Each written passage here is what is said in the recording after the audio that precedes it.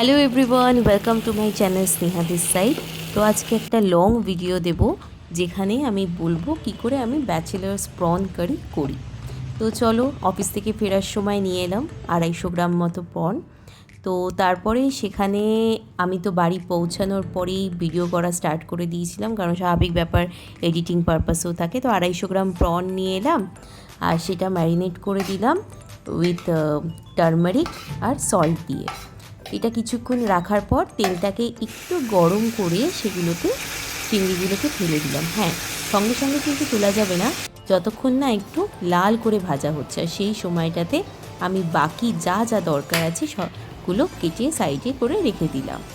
দেখতেই পাচ্ছেন, কারণ স্বাভাবিক ব্যাপার, বেশি টাইম তো আর থাকে না হাতে। এখানে দরকার হচ্ছে টমেটো, তারপরে ক্যাপসিকাম, তারপরে জিঞ্জার আর পেঁয়াজ। নেক্সট আলুগুলোকে ছোট ছোট করে কেটে সেখানে দিয়ে দিলাম একটু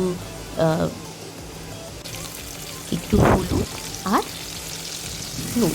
তারপরে কি করব, পেঁয়াজটাকে ভালো করে ভেজে নেব। সেখানে অল্প একটু নুন দিয়ে আর সেখানেও হলুদ আর 1 চামচ মতো হলুদ আর লঙ্কার গুঁড়ো অ্যাড করে দিলাম, সেটাও 1 চামচের মতো, কারণ 250 গ্রামই তো করছি না, বেশি তো না। তারপরে আস্তে আস্তে ওগুলোকে অ্যাড করতে থাকলাম ইনগ্রেডিয়েন্টসগুলোকে।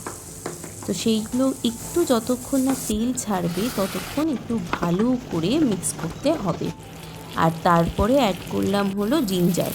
এবার সব মিলে যখন একটু কষে যাবে, সব কিছু একসাথে অ্যাড করে দেব আর একটু নাড়াচাড়া করতে হবে যাতে জিনিসটা ভালো করে কষানোর পরে একটু জল দিয়ে দিলাম। তারপরে আবার আলুটাকে সিদ্ধ হওয়ার জন্য রেখে দিলাম। ততক্ষণে আমিও আধা সিদ্ধ হয়ে গেলাম। এই দেখো, হয়ে গেছে আমার প্রন কারি। কেমন লাগছে তোমরা একবার ট্রাই করে দেখতে পারো, খেতে কিন্তু খুব ভালো হয়েছে।